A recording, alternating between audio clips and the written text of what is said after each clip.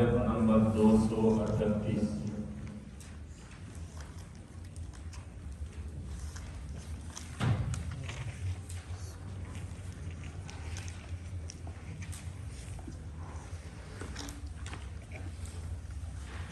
أعوذ بالله من الشيطان الرجيم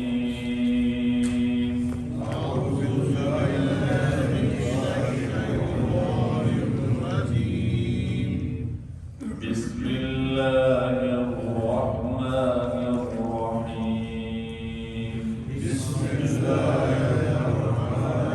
الرحيم حافظوا على الصلوات والصلاة الوسطى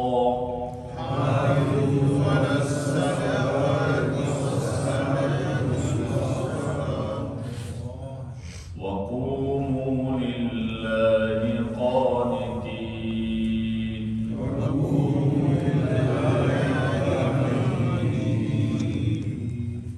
فإن خفتم فرجالا أو ركبانا فإذا أمنتم فاذكروا الله كما علمكم ما لم تكونوا تعلمون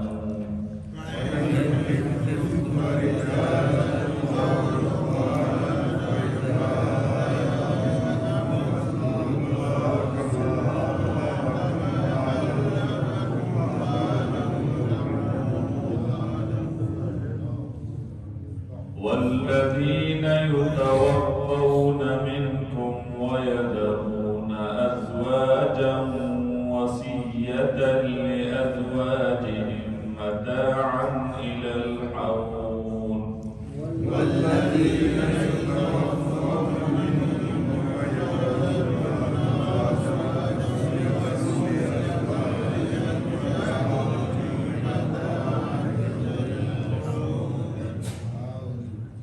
متاعا إلى الحول غير إخراج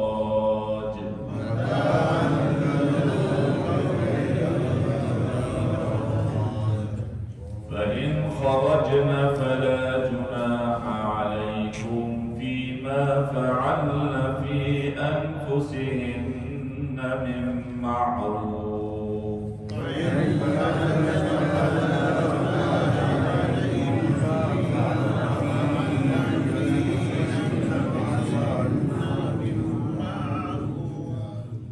والله عزيز حكيم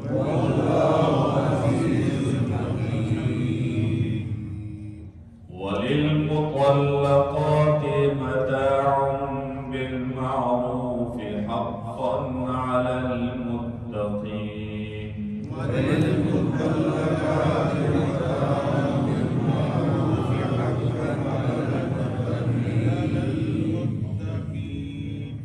كذلك يبين الله لكم آياته لعلكم تعقلون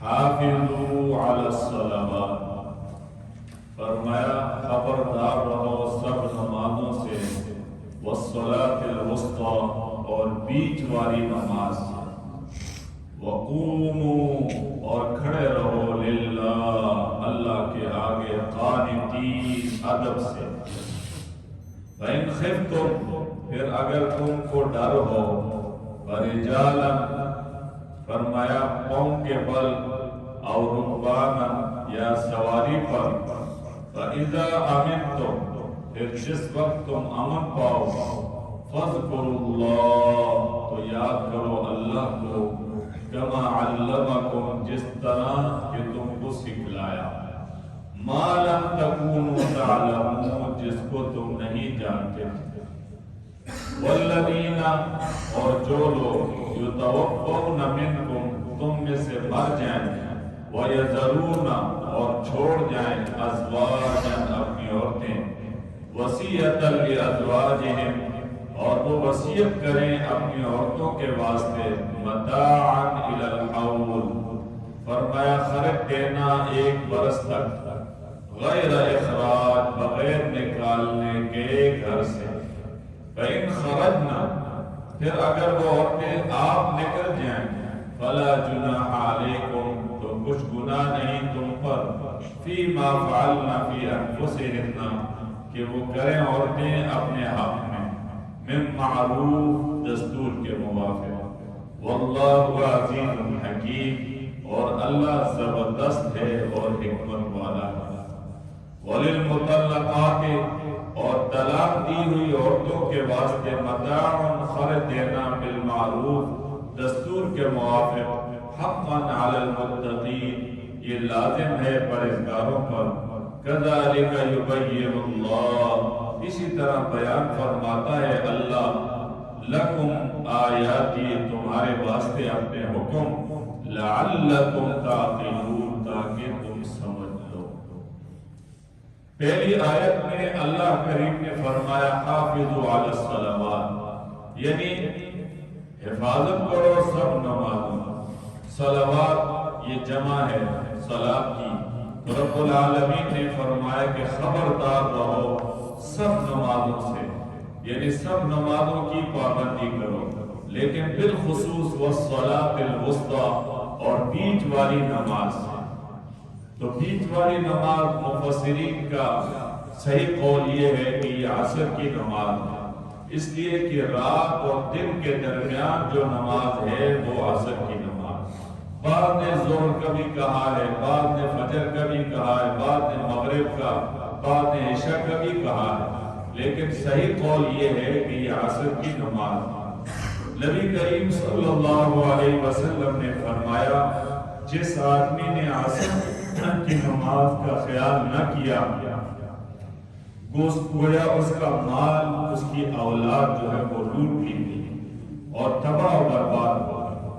اور پھر آپ صلی اللہ علیہ وسلم نے فرمایا جو آدمی عصر کی نماز کا خیال کرے گا فرمایا وہ جنت میں داخل ہوگا. تو لہذا نبی علیہ السلام جب جہاد میں تھے غزوہ خندق میں آپ کی نمازیں قضا ہو گئی تھی اور ان میں یہ عصر کی نماز بھی قضا ہوئی تو آپ نے ان مشرکین کے لیے بدعا فرمائی یا اللہ ان کے گھروں کو اور ان کے قبروں کو جہنم کی آگ کے شعلوں سے بھر دیا.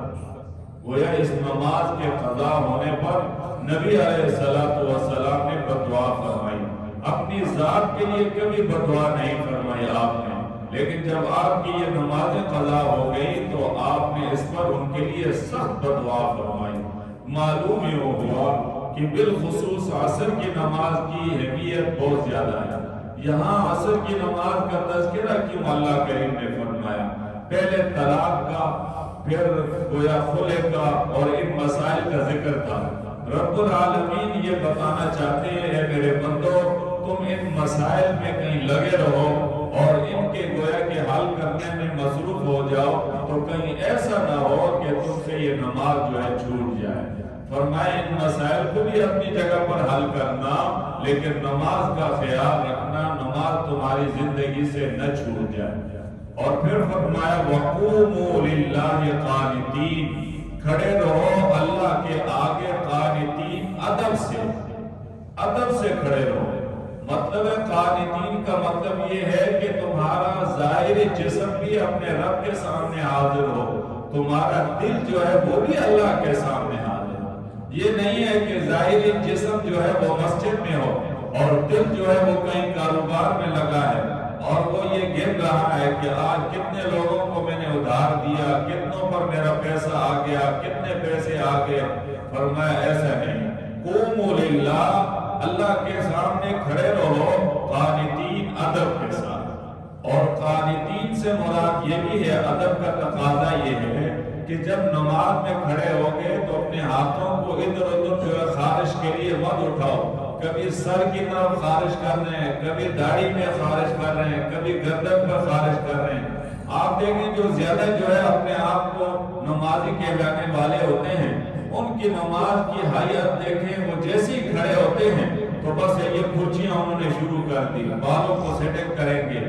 ایسا لگتا ہے جیسے یہ کسی جو جو ہے اشارے پہ کھڑے ہیں اور یہ گاڑیوں کو جو ہے وہ اشارہ دے رہے ہیں کہ ادھر سے آپ رک جائیں اور ادھر سے آپ آئیں، جیسے وہ ٹریفک والے کرتے ہیں۔ تو یہ نماز نہیں ہے، اسی لیے ان کی زندگیوں میں 50 سال 60 سال گزر جاتی ہے، نماز کے آثار نظر نہیں آتے، وہ تقویٰ، وہ خوف، وہ اللہ کی خشیت وہ نظر نہیں آتی۔ وہ کیسے نظر آئے گی کہ نماز سے بھی انہوں نے کھلونا بنایا ہوا ہے اور وہ کھیل رہے ہوتے ہیں۔ تو اس لیے اللہ کریم فرما رہے وَقُومُوا لِلَّهِ، کھڑے رہو اللہ کے آگے قانتین، ادب کے ساتھ۔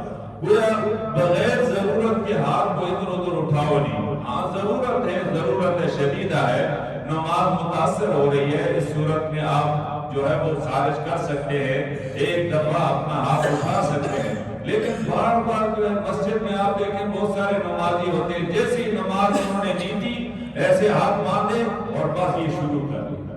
تو یہ نماز نہیں ہے، یہ تو نماز کے ساتھ وہ جو ہے مذاق کر رہے ہیں، اور اللہ کی ملاقات کو گویا انہوں نے اپنے ذہن میں لیا ہی نہیں ہے کہ میں کس جو ہے وہ مالک کائنات کے سامنے کھڑا ہوں اور جو ہے وہ میں ملاقات کروں۔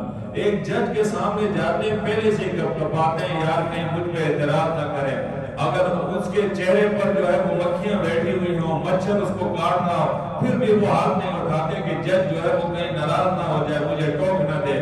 دنیا کے عارضی سے جج کے سامنے یہ کیفیت ہوتی ہے۔ آپ دیکھ بھی لیں، اگر آپ کو جو ہے کبھی تجربہ نہیں ہوا، کبھی عدالت میں جا کر دیکھ لیں کہ وہ مجرم جب جج کے سامنے کھڑے ہوتے ہیں کس نوعیت سے کھڑے ہوتے ہیں، اور کائنات کے وہ خالق اور مالک کے سامنے کھڑے ہوتے ہوئے ان کو یہ محسوس نہیں کہ میں کہاں کھڑا ہوں، کدھر کھڑا ہوں، کیا کر رہا ہوں۔ یہ اللہ کے ساتھ ملاقات اور مناجات کا وقت ہے، اس میں بالکل یکسوئی کے ساتھ کھڑا ہونا چاہیے۔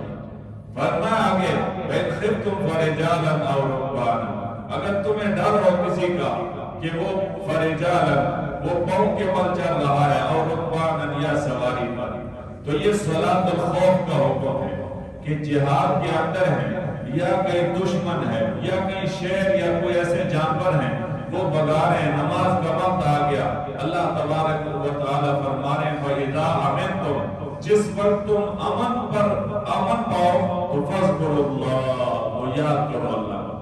دیکھیں جہاد کے دوران بھی نبی پاک صلی اللہ علیہ وسلم نے صلاۃ الخوف پڑھائی اور آپ نے فرض نماز پڑھائی، 2 رکعتیں جو ہے وہ 2 گروہ کر دیے، ایک گروہ آیا اس نے 1 رکعت پڑھی وہ چلا گیا، دوسرا گروہ آیا اس نے 1 رکعت پڑھی، پھر انہوں نے اپنی 1 رکعت علیحدہ سے جو ہے وہ ادا کر لی۔ تو فرمایا اگر ایسی کیفیت ہے تو پھر بھی نماز کو مت چھوڑو بلکہ نماز کو ادا کرو، کما علمکم، جس طرح تم کو سکھلایا ہے، ما لم تکونوا تعلمون، جس کو تم نہیں جانتے تھے۔ تو معلوم یوں ہوا نماز کی نوعیت ایسی ہے کہ یہ کسی حال میں بھی آدمی کو جو ہے وہ معاف نہیں ہے۔ اگر اس اشارے تک جو ہے وہ نماز اشارہ کر کے پڑھ سکتا ہے تو پھر بھی نماز کو پڑھے گا، گویا نماز کو چھوڑے گا نہیں۔ فرمایا والذین یتوفون منکم، یہ تیسرا مسئلہ بیان ہو رہا ہے، جو لوگ تم میں سے مر جائیں، وَيَذَرُونَ أَزْوَاجًا، اور وہ اپنی عورتیں چھوڑ جائیں، وَصِيَّةً لِأَزْوَاجِهِمْ، تو وصیت کر دیں اپنی عورتوں کے واسطے، مَتَاعًا، فرمایا خرچ دینا، إِلَى الْقَوْلِ، 1 برس تک، غیر اخراج، بغیر نکالے گھر سے۔ دیکھیں یہ آیت پہلے نازل ہوئی اور اس سے پہلے آپ نے آیت پڑھ لی کہ جب عورت کا شوہر مر جائے تو اس کو عدت جو ہے 4 مہینے 10 دن گزارنی ہے، یہ بعد میں، اور یہ آیت جو ہے یہ پہلے آئی۔ پہلے یہ حکم تھا کہ گویا عورت کا شوہر مر جائے تو وہ 1 سال تک اپنے گھر میں رہے، اور پھر وہ آیت آ گئی۔ بعض مفسرین فرماتے ہیں کہ گویا وہ آیت اپنی جگہ پر ہے اور یہ آیت اپنی جگہ پر ہے کہ اگر کسی عورت کا شوہر مر جائے تو اس کو 1 سال تک گھر میں رہنے کی اجازت دینی چاہیے، اس کو فوراً جو ہے وہ نہیں نکالنا چاہیے۔ ہاں اگر اس کا کسی دوسری جگہ نکاح ہو جائے تو اس صورت میں وہ جا سکتی ہے، یا اس کی جو ہے کہیں اور رہائش ہو جائے، ماں باپ ہوں، اس صورت میں وہ جا سکتی ہے، لیکن معاشرے کے اندر بہت ساری عورتیں ایسی بھی ہوتی ہیں جس کے ماں باپ میں سے کوئی بھی نہیں ہوتا، خاندان میں کوئی بھی نہیں ہوتا، اب اگر اس کو گھر سے نکالو گے تو وہ کہاں جائے گی؟ تو اس لیے اللہ تبارک و تعالیٰ فرماتے ہیں اس کو 1 سال تک جو ہے وہ وصیت اپنے وارثین کو کر جاؤ کہ میرے مرنے کے بعد یہ 1 سال تک اس گھر میں رہے، اور جس کے جو ہے وہ اولاد ہی ہو اور جس کے جو ہے وہ گھر مستقل ہو تو اس کے لیے تو نہیں ہے، یہ وہ ہے جو کہ اس کے لیے رہنا وہاں محال ہو جائے۔ اب عورت کے لیے گویا احکامات آگے ہیں قرآن مجید میں کہ اگر عورت جو ہے وہ شوہر کی رہ جائے اور اس شوہر کی اولاد بھی ہو تو اس صورت میں اولاد کے ہونے کی صورت میں اس کو 8واں حصہ ملے گا، اور اگر وہ شوہر مرا اور اس کی اولاد نہیں ہے اس صورت میں اس کو جو ہے اپنے شوہر کی وراثت میں 4تھا حصہ ملے گا۔ تو یہ حصے جو ہے اس کے مقرر ہوں گے۔ اب اس لیے اللہ تبارک و تعالیٰ فرماتے ہیں کہ 1 سال تک ان کو رہنے دیا جائے۔ فَإِنْ خَرَجْنَا، پھر اگر وہ عورت آپ نکلے، وَلَا جُنَاحَ عَلَيْكُمْ، تو تم پر کچھ گناہ نہیں ہے، فِي مَا فَعَلْنَا فِي أَنفُسِهِنَّ، اس میں کہ وہ عورتیں اپنے حق میں کریں، یعنی اپنے حق میں خود فیصلہ کر لیں تو اس میں کوئی حرج نہیں ہے۔ دوسری بات اس سے یہ معلوم ہو گئی، قرآن مجید یہ کہتا ہے، احادیث مبارکہ سے یہ معلوم ہوئی کہ اگر کوئی عورت بیوہ ہو جائے تو ہمارے معاشرے میں بہت سارے علاقوں میں اس کو عیب تصور کیا جاتا ہے کسی دوسرے کے ساتھ نکاح کرانے کا، گویا کسی کی بھابھی ہے، کسی کی بیٹی ہے، کسی کی کوئی اور رشتہ دار ہے، وہ بیوہ ہو جائے تو حدیث کے اندر اس کی بڑی فضیلت آئی ہے کہ بیوہ کا فوراً جو ہے وہ نکاح کروا دینا چاہیے۔ اگر وہ نکاح کے خواہش مند ہے تو اس صورت میں اس میں رکاوٹ کا ذریعہ نہیں بننا چاہیے، اس لیے کہ اگر رکاوٹ کا ذریعہ ہم یہاں پر اپنی عزت یا اپنے گروہ کو دیکھیں اور وہ کسی گناہ میں مبتلا ہو گئی تو اس صورت میں گویا وہ لوگ جو ہے اس گناہ میں پورے کے پورے شریک ہوں گے جو اس کی رکاوٹ کا ذریعہ بنے۔ حضرت مولانا قاسم نانوتوی رحمہ اللہ جو دارالعلوم دیوبند کے بانی ہیں اور جنہوں نے فرنگیوں کے مقابلے میں جو ہے اعلان جہاد کیا تھا، انہوں نے جب نبی پاک صلی اللہ علیہ وسلم کی حدیث مبارکہ پڑھی، آپ صلی اللہ علیہ وسلم نے فرمایا جو آدمی بیوہ کا جو ہے وہ نکاح کرائے گا، فرمایا میں اس کی جو ہے سفارش کروں گا جنت میں داخل کرانے کے لیے۔ تو وہ فوراً گئے اپنی بہن کے پاس، ان کی بہن کی عمر تقریباً 90 سال سے اوپر ہو چکی تھی اور وہ بیوہ تھی۔ انہوں نے اپنی بہن سے کہا کہ بہن آپ ناراض نہ ہونا، میں نے نبی کے فرمان کو پڑھا اور میں یہ چاہتا ہوں میں اس کو زندہ کر لوں، اگر آپ مجھے اجازت دیں تو آپ کا نکاح۔ تو بہن نے کہا میں بوڑھی ہو گئی، اب میں کیا کروں گی نکاح کر کے؟ فرمایا نبی کا یہ حکم جو ہے زندہ ہو جائے گا مجھے اور آپ کو ثواب مل جائے گا۔ تو انہوں نے ان کا نکاح کروا دیا۔ تو دیکھیں عمر کو دیکھیں لیکن نبی کے حکم کو زندہ کیا۔ آج ہم معاشرے میں دنیا کے حالات اور دنیا والوں کی باتوں کو دیکھ کر جوان بچیاں جو ہیں وہ بیوہ ہو جاتی ہیں اور ان کی زندگیاں اسی طرح جو ہے بیوہ ہونے کی حالت میں ڈھل جاتی ہیں۔ یہ بہت ہی غلط رسم و رواج ہے، بہت ہی غلط طریقہ ہے۔ اس کے مناسب کا کوئی رشتہ آئے فوراً اس کا رشتہ کرا دینا چاہیے۔ اس لیے فرمایا واللہ عزیز حکیم، اور اللہ زبردست ہے اور حکمت والا ہے۔ وَلِلْمُطَلَّقَاتِ مَتَاعٌ بِالْمَعْرُوفِ، اور طلاق دی ہوئی عورتوں کے واسطے خرچ دینا ہے۔ بالمعروف کا معنی ہے قاعدے کے موافق۔ حقاً علی المتقین، یہ لازم ہے پرہیزگاروں پر۔ اب یہ مطلقات کو حصہ وہی دے گا جس کے دل کے اندر اللہ کا خوف ہوگا۔ جس کے دل کے اندر خوف ہی نہیں ہے تو وہ کیا جانے اس کا کیا جو ہے حصہ ہے یا اس کا کیا مہر ہے۔ وہ گویا کہ مہر کو تو اپنی جو ہے توہین سمجھتے ہیں، لیکن جن کے اندر تقویٰ ہوگا وہ یہ چاہیں گے کہ عورتوں کا جو حقوق ہیں وہ پورے ہو جائے اور کسی طریقے سے میں گرفتاری میں نہ آ جاؤں، میں اللہ کے پکڑ میں نہ آ جاؤں۔ اس لیے اللہ کریم فرما رہے حقاً علی المتقین، یہ لازم ہے پرہیزگاروں پر۔ کذالک یبین اللہ، اسی طرح بیان فرماتا ہے اللہ لکم آیات، یہ تمہارے واسطے اپنے حکم، لعلکم تعقلون، تاکہ تم سمجھ لو۔ تو یہ آیات ان لوگوں کے لیے جو ایمان والے ہیں، جو اس پر سوچ اور غور فکر کرنے والے ہیں، ان کے لیے ہے۔ اللہ تبارک و تعالی ہمیں پوری امت کو قرآن کی سمجھ نصیب فرمائے۔ الحمدللہ رب العالمین والعاقبۃ للمتقین والصلاة والسلام على أشرف الأنبياء والمرسلين وعلى آله وأصحابه أجمعين.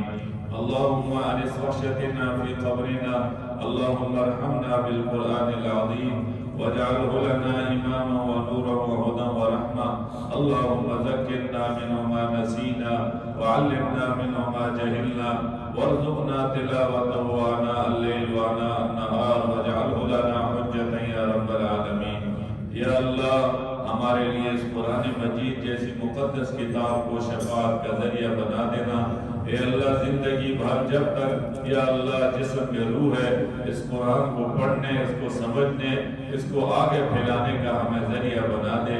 اے اللہ اس قرآن کے ساتھ جڑے رہنے کی ہمیں توفیق نصیب فرما دے.